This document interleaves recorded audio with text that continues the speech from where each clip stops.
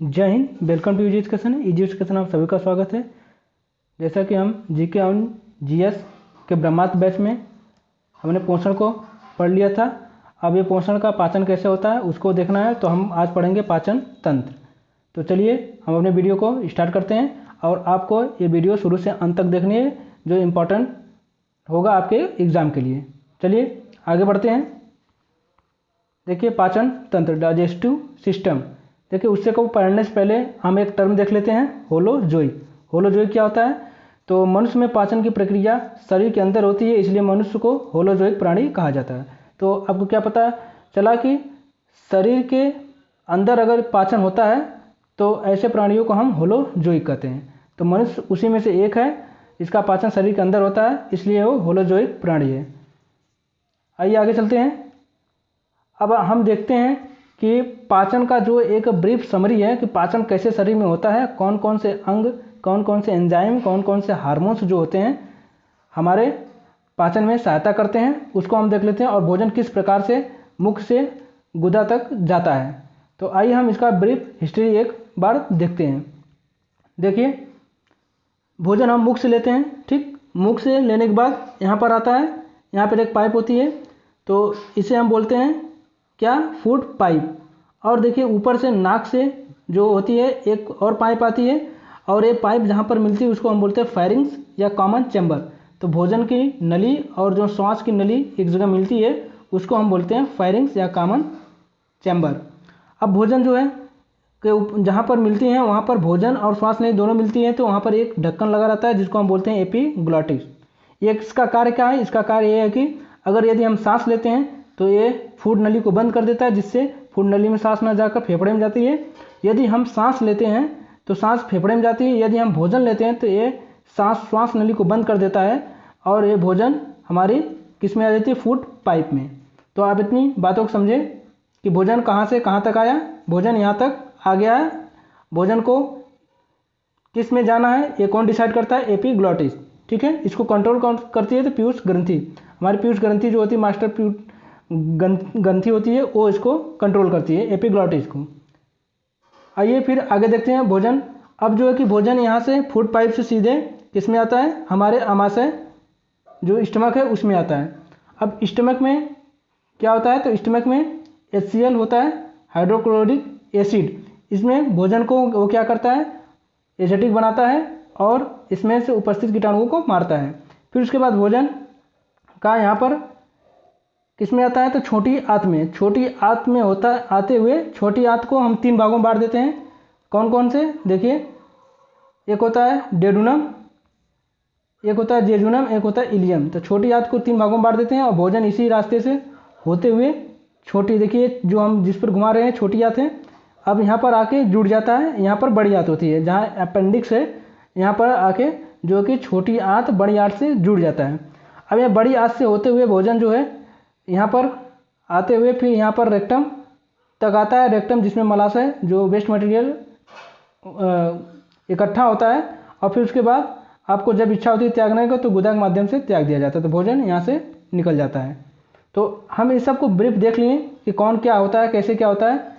अब यहाँ पर देखिए इसमें कौन कौन से सहायक ग्रंथि होती है। तो देखिए यहाँ पर है यकृत। यकृत ये सहायक ग्रंथि है। फिर उसके बाद यहाँ पर पैंक्रियाज, अग्न्याशय, पैंक्रियाज जो होता है ये इसमें पाचन में सहायक होते हैं। तो आइए हम इसको डिटेल से देखते हैं। देखिए बड़ी आंत को 3 भाग में हम बताए थे कि एक सीकम, कोलोन और रेक्टम होता है, और छोटी आंत को भी 3 भाग में, कौन? डेडुनम, जेजुनम और इलियम। आइए देखिए आपको एक यहाँ पर देखिए मुख से सलेवरी ग्लैंड होता है, फिर टंग होता है, एपिग्लॉटिस होता है, आइसोफेगस होता है, फिर उसके बाद ये देखिए लीवर होता है, ठीक है। उसके बाद स्टमक है, स्टमक के बाद ये गॉल ब्लैडर जिसमें पित्ताशय भरा रहता है, ये पैनक्रियाज है आपका, ये पैनक्रियाज है। अब ये देखिए ये जो लाल वाली है ये छोटी आंत है, छोटी आंत से देखिए यहाँ पर जुड़ जाता है। अब यहाँ पर देखिए यहाँ अपेंडिक्स होती है, यहाँ सेकम होता है, और ये जो हरी वाली है बड़ी, फिर ऐसे घूमते हुए ये आती है, और रेक्टम देखिए यहाँ से एनस मलाशय यहाँ से निकल जाता है। तो अब इसे देख लीजिएगा एक बार PDF में। PDF आपको टेलीग्राम चैनल पर मिल जाएगी, वहाँ से आप इसको पढ़ लीजिएगा और देख लीजिएगा। आइए हम देखते हैं पाचन का क्रम कैसे होता है। तो देखिए पाचन शुरुआत कहाँ से होता है, तो माउथ से, जिसको मुंह गुहा बोलते हैं या ओरल कैविटी बोलते हैं। तो आपसे एक इंपॉर्टेंट क्वेश्चन पूछा जा सकता है कि पाचन कहाँ से स्टार्ट होता है, तो मुख से। तो मुख से पाचन स्टार्ट हो जाता है, कई बार पूछ चुका है। और फिर उसके बाद कहाँ पर आता है, ग्रसनी फायरिंग्स में आता है। उसके बाद कहाँ आता है, तो ग्रास नली में आता है, आइसोफेगस में। उसके बाद हमारा आमाशय में आता है, जहाँ पर HCl निकलता है। उसके बाद कहाँ पर भोजन आता है, भोजन तो छोटी आंत में आता है। छोटी आंत में डेडुनम, जेजुनम, इलियम, इसका 3 भाग होता है। डेडुनम को हम ग्रहणी भी कहते हैं। और उसके बाद हमारा बड़ी आंत में आता है। बड़ी आंत में कौन, सीकम, कोलोन और रेक्टम। रेक्टम के बाद हमारा भोजन जो आखिरी में वेस्ट मटेरियल गुदा के माध्यम से निकल जाता है। तो देखिए पूरी ये जो सिस्टम होता है उसको हम आहार नाल कहते हैं। तो आहार नाल जो मुख से लेके गुदा तक होता है उसको हम आहार नाल बोलते हैं। तो देखिए मुख से गुदा तक की लंबाई को हम आहार नाल बोलते हैं, एलिमेंट्री कैनाल बोलते हैं। इसकी लंबाई 8 से 10 मीटर होती है। अगर आपसे फीट में पूछा जाए तो फीट होगी 33 फीट। चलिए इतनी जानकारी आप छाप कर रखिए। आगे हम अब स्टार्ट कर देते हैं। देखिए मुख गुहा में भोजन जब हम खाते हैं तो भोजन जो हम खाना खाते हैं तो पाचन की शुरुआत मुख से ही हो जाती है। और उसमें कौन कौन होता है, तो टंग, जीभ, दांत, टीथ, लार ग्रंथि, सलाइवा ग्लैंड। तो सलाइवा ग्लैंड, दांत और जीभ ये भोजन को पचाने में सहायक करते हैं। देखिए कैसे सहायक करते हैं, आइए हम एक एक को पढ़ते हैं। पहले हम जीभ के बारे में पढ़ेंगे। टंग, देखिए इस पर स्वाद कणिकाएँ पाई जाती हैं जो स्वाद बताती हैं। ये बोलने में सहायता करती हैं और ये एक सेंस ऑर्गन होता है। तो जीभ का कार्य क्या होता है, स्वाद बताती हैं, बोलने में सहायता करती हैं और एक सेंस ऑर्गन होती है। अब देखिए स्वाद कहाँ कहाँ बताती हैं। देखिए ये देखिए जीभ का एक भाग है, तो पीछे वाला भाग है उसको हम, पीछे वाले भाग में कड़वा होता है और आगे वाले में मीठा होता है। आगे वाले भाग में क्या होता है, मीठा होता है। और बगल बगल में जो होता है पार्श्व में नमकीन होता है। तो नमकीन, जो नमकीन वाला स्वाद क्या हम बताता है, पार्श्व वाला। और बीच में खट्टा वाला। आप याद कैसे करेंगे, देखिए मान लीजिए आप यहाँ पर हैं, ठीक, आपके सामने कोई व्यक्ति आपकी जो बातें मीठी मीठी करता है आपसे, लेकिन आपके पीछे जो है आपकी बुराई बताता है, मतलब कड़वी बातें बोलता है आपके पीछे। तो आपके पीछे आपके बारे में कड़वी बातें बोलता है और आपके आगे आपके बारे में मीठी बातें बोलता है। तो इससे आगे मीठा और पीछे कड़वा और बगल में नमकीन और बीच में खट्टा, इसे याद रखिए, एग्जाम में पूछा जाता है। चलिए आगे देखते हैं। अब देखिए दांत कैसे सहायता करता है। दांत मनुष्य में दांत जबड़े में धंसे होते हैं, इसे हम थिकोडोंट कहते हैं। जो मनुष्य में दांत जबड़े के अंदर धंसे होते हैं तो इसे हम थिकोडोंट कहते हैं। और मनुष्य में कुछ दांत 2 बार आते हैं, इसलिए मनुष्य को द्विबारदंती या डाइफियोडोंट कहते हैं। देखिए मनुष्य का जो है कि जीवन में 2 बार दांत निकलता है। एक तो पहले दूध का दांत निकलते हैं जो बीस्ट होते हैं, उसके बाद फिर दोबारा जब ये टूट जाते हैं तो निकलते हैं। दांत के ऊपर जो हल्का पीला इनेमल परत होती है, ठीक है, जो कि शरीर का सबसे कठोरतम पदार्थ होता है। तो जो इनेमल के ऊपर हल्का पीला पदार्थ होता है उसे इनेमल कहते हैं। ये मानव शरीर का सबसे कठोरतम पदार्थ है। आगे जब हम चाय पीने से इनेमल खराब होता है। जब हम चाय पीते हैं तो इनेमल हमारा खराब होता है। क्यों, क्योंकि ये एसिडिक होता है, ये खराब कर देता है। तो एसिडिक चाय पीने के बाद हमें तुरंत क्या करना चाहिए, हमें पेस्ट मतलब मंजन कर लेना चाहिए, जो इसे क्षारी करके न्यूट्रल कर देता है। पेस्ट क्या होता है, क्षारी होता है। पेस्ट क्षार और ये अम्ल एसिडिक को मिलकर न्यूट्रल करता है, जिससे हमारा दांत का क्षरण कम होगा। अब देखिए एक और महत्वपूर्ण बात है, फ्लोरीन। फ्लोरीन क्या करता है, फ्लोरीन की अधिकता कारण दांतों का क्षरण हो जाता है। तो अगर फ्लोरीन का ज़्यादा प्रयोग करेंगे तो दांत का क्षरण हो जाता है। देखिए अब हम देखते हैं दांत का जो फार्मूला होता है और दांत किस प्रकार होते हैं और कौन कौन किसका नाम है ये देखते हैं। देखिए एक जबड़ा है, हम जबड़े का चित्र बनाए हैं, ठीक है। और दांत कौन कौन से होते हैं, देखिए इसको अगर हम बीच से बांट दें यहाँ से, तो इसके इधर बगल में जो 2 दांत होते हैं उसको हम बोलते हैं इंसीजर। क्या बोलते हैं, इंसीजर। और ये जो नोकीला होता है उसको एक दांत होता है इस बगल, हम जबड़े का आधा भाग का इस बगल ले रहे हैं, ठीक है। तो एक जो होता है उसको बोलते हैं हम इंसीजर। और उसके बाद 2 फिर दांत होता है उसको हम बोलते हैं प्रीमोलर। क्या बोलते हैं, प्रीमोलर। और उसके बाद 3 दांत होते हैं जिसको हम बोलते हैं मोलर। अब इसी प्रकार इस साइड भी होंगे, ठीक है। इसी प्रकार इस बगल होंगे, 2 होंगे, 1 होंगे, 2 होंगे, 3 होंगे। और फिर जिस प्रकार इधर हैं नीचे के, इस प्रकार ऊपर हो जाएंगे। अभी हम आपको इसका फार्मूला बताएंगे तो आप समझेंगे। तो जिस प्रकार दांत देखिए नीचे भी होते हैं ऊपर होते हैं, तो अगर हम इसको आधा बांट देते हैं, इसको हम आधा बांटते हैं तो हमारा देखिए 2 1 2 3, इसी प्रकार इस बगल भी होते हैं और इसी का जस्ट नीचे वाले का पूरा हिस्सा ऊपर वाले की तरह होते हैं। आइए हम एक एक देखते हैं दांत को। देखिए पहला है क्रंदक, जिसको बोलते हैं इंसीजर। इंसीजर इसकी संरचना देखिए, ये 4 होते हैं, सामने के जो नीचे वाले में 4 होते हैं, ऊपर वाले में 4, तो कुल टोटल संख्या होती है 8। कितनी संख्या होती है? 8। देखिए इसे हम नोज टीथ भी बोलते हैं। क्यों नोज टीथ बोलते हैं? क्योंकि ये नाक के ठीक नीचे होती है, नाक के ठीक नीचे होती है। और शाकाहारियों में ये चौड़े होते हैं, शाकाहारियों में ये चौड़े। देखिए खरगोश को देखिए, इसमें जो है उनके दांत चौड़े होते हैं। ये भोजन को काटने में कार्य करता है, इसीलिए जैसे भोजन को काटने में कार्य करता है, शाकाहारी जो घास खाते हैं, चरते हैं, तो उनका जो सामने वाला भाग चौड़ा होता है। और इनकी संख्या कितनी होती है? 8। चलिए अगला देखते हैं। देखिए दूसरा क्या है? कैनाइन। कैनाइन को रत्नक बोलते हैं। अब देखिए जो नुकीले निकले होते हैं ना, इसी को हम कहते हैं रत्नक कैनाइन। ये सामने के 2 होते हैं और टोटल संख्या 4 होती है।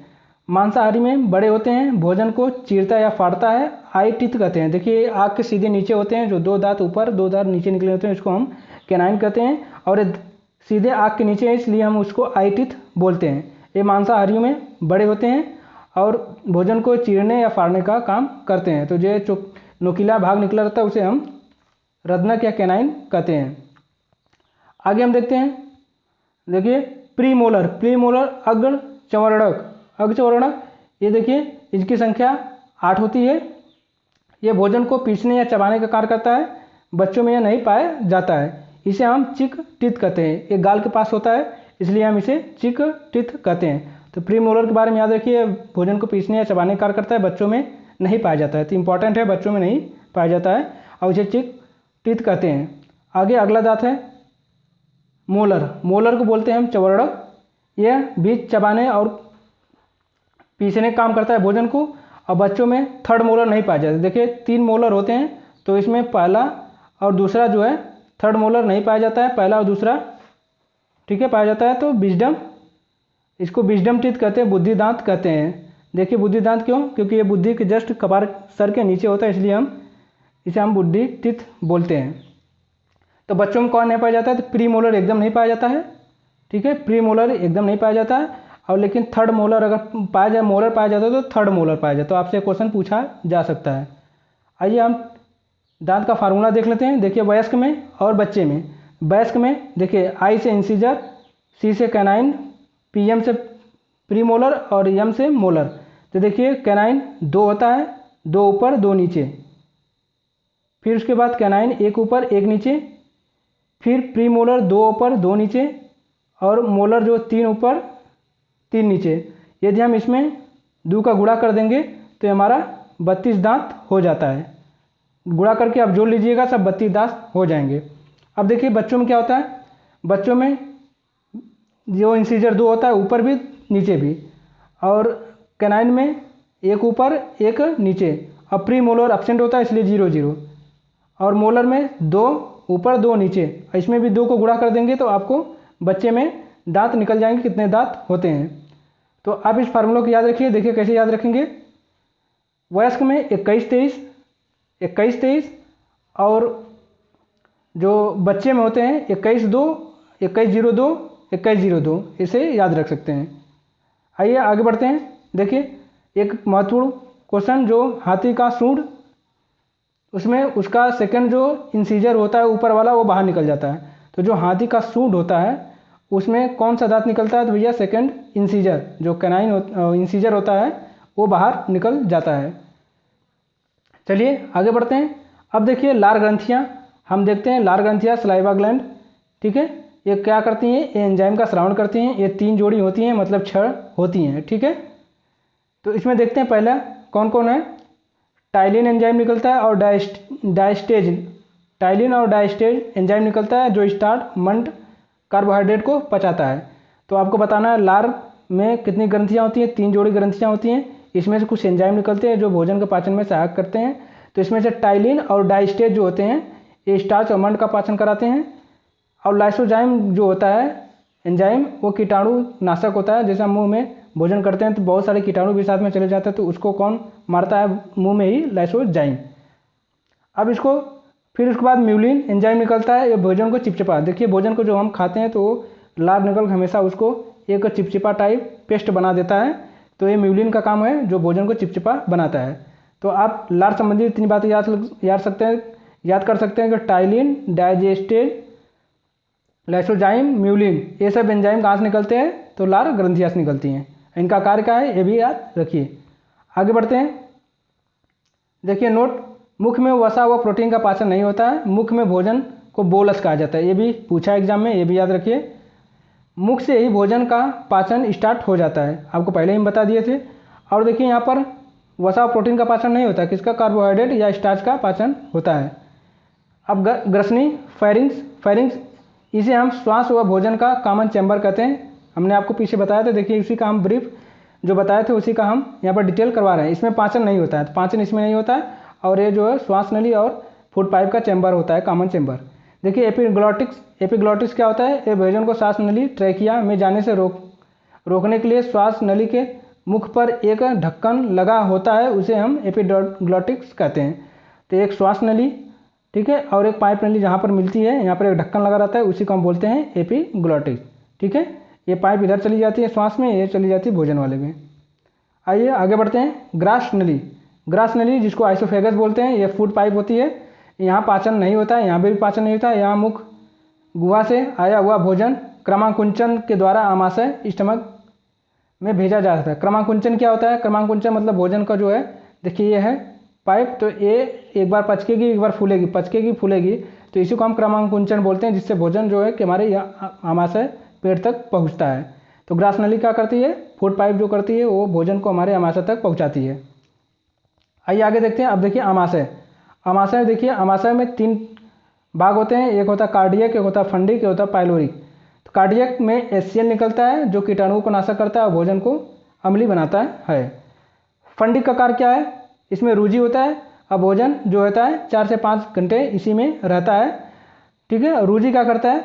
जब हमें भूख लगती है ना, तो नहीं कहते हैं पेट दर्द करने लगता है या कांटे नहीं चुभ रहा है, तो जब भूख लग जाती है, जब भोजन कुछ नहीं होता है, इसका कांटे में बस रचना होती है, खड़ी हो जाती है, तो पेट दर्द करने लगता है। इसीलिए हम कहते हैं कि पेट में चूहे कूद रहे हैं, तो इसका मतलब है कि रूजी खड़ा हो गया है।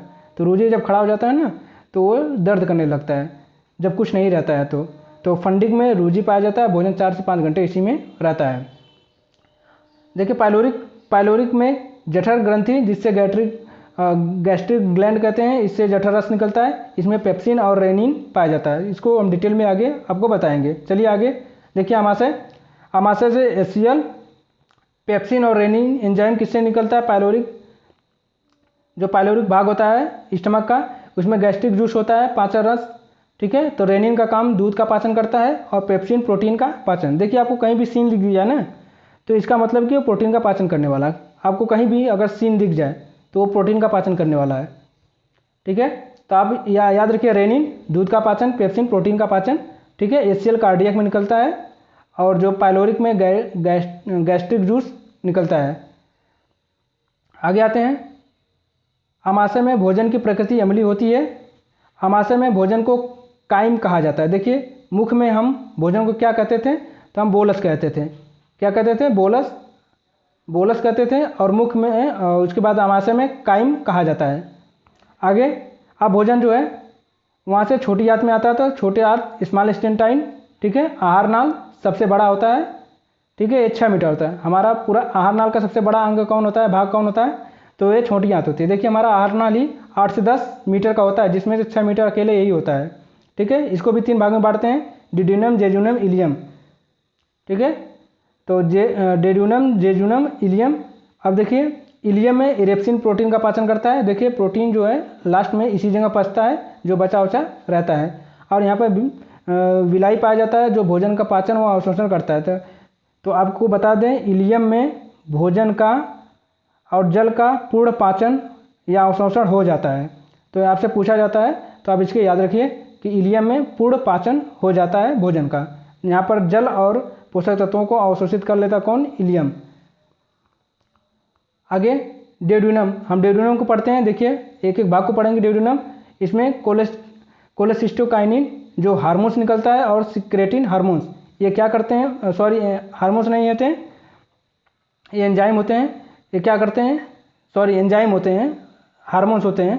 ये क्या करते हैं, ये यकृत को एक्टिव करते हैं, क्या करने के लिए, बाइल जूस निकालने के लिए। और सिक्रेटिन को अग्न्याशय से जो है वो पूर्ण पाचक रस निकालने के लिए, पैंक्रियाटिक जूस निकालने के लिए उत्तेजित करता है। कौन, कोलेसिस्टोकाइनिन और सिक्रेटिन। आगे हम आपको दिखाएंगे, ठीक है। चलिए आगे देखते हैं। देखिए ड्यूडेनम, इसमें अग्न्याशय द्वारा पैंक्रियाटिक पूर्ण पाचक रस छोड़ा जाता है, जिससे कार्बोहाइड्रेट, प्रोटीन व वसा का पाचन होता है। इसलिए हम जो ड्यूडेनम में अग्न्याशय रस द्वारा पैंक्रियाटिक जूस होता है, इसे हम पूर्ण पाचक कहते हैं, क्योंकि इसमें कार्बोहाइड्रेट, प्रोटीन और वसा का पाचन कर देता है।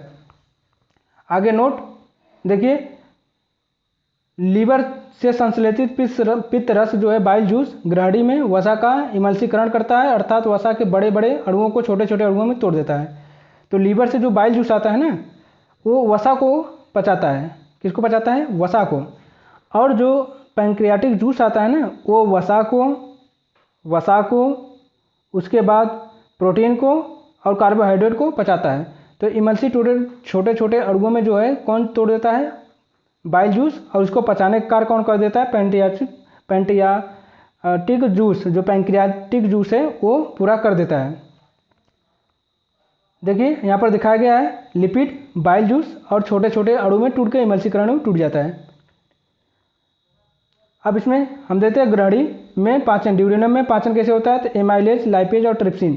तो एमाइलेज जो अग्न्याशय रस से निकलते हैं, तो एमाइलेज आता है, लाइपेज होता है, ट्रिप्सिन होता है। तो एमाइलेज कार्बोहाइड्रेट का पाचन कर देता है, लाइपेज जो है वसा का पाचन कर देता है, और ट्रिप्सिन जो प्रोटीन का पाचन कर देता है। देखिए आप ट्रिप्सिन बोले ना, प्रोटीन, जहाँ भी सीन आ जाए प्रोटीन का पाचन करते हैं। आइए आगे देखते हैं। देखिए नोट, आमाशय में भोजन की प्रकृति अम्लीय होती है, इसको पित्त रस या क्षारी बनाता है। तो आमाशय में भोजन की प्रकृति कैसी होती है, अम्लीय होती है, इसको पित्त रस क्षारी बना देता है। तो अम्लीय से क्षारी कौन बनाता है, तो पित्त रस बनाता है, जो यकृत से आता है। अब देखिए हम यकृत के बारे में देखते हैं। यकृत जो है ये अध्ययन, इसका अध्ययन क्या कराता है, हेपेटोलॉजी। और ये बाइल जूस का श्रावण करता है, संचित कहाँ होता है, पित्त रस में। तो पित्त रस में कौन सा बाइल जूस जो है स्टोर रहता है। मनुष्य की सबसे बड़ी ग्रंथि कौन होती है, तो यकृत होती है। वो इसका वजन कितना होता है, तो इसका वजन होता है 1.5, 1 से लेके 1.5 kg तक। आगे देखिए पेट में, ये राइट साइड में होती है, शरीर की रासायनिक प्रयोगशाला कही जाती है। डिटॉक्सिफिकेशन, जहर को शांत करता है, कौन, यकृत। भ्रूण में रक्त का निर्माण कौन करता है, यकृत। शराब पीने से लीवर खराब हो जाता है, ठीक है, शराब पीने से लीवर खराब होता है, अब इसे याद रखिए। और उसके बाद हेपेटाइटिस रोग में लीवर प्रभावित होता है, विटामिन ए व तथा यूरिया का संश्लेषण लीवर में होता है। तो आपको इस वीडियो को फिर से देखना है और आपको बार बार दोहराना है, क्योंकि ये एक थोड़ा महत्वपूर्ण टॉपिक है। तो मिलेंगे नेक्स्ट वीडियो में, तब तक के लिए जय हिंद।